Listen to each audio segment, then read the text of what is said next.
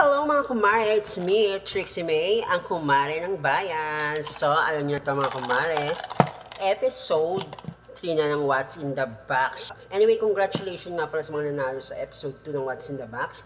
Ang tamang sagot is kunting. Ngayon naman, handa na ba kayong humula uli ng What's in the Box natin? So, makinig ng mabuti. Ano nga?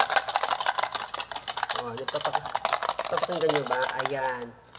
Ang clue nito is one word, English, syempre bagay, gamit, ayan, gamit siya, ayan, basta gamit siya, English, one word, gamit, bagay, ayan, ginagamit natin to, pwedeng pang araw-araw, ayan, araw-araw or minsan, ayan, basta ginagamit natin, importante ito sa atin, ayan, hula naman kumare, friends, syempre, don't forget to follow, and share this video. Ayan, ang mga mechanics, napakasimple lang.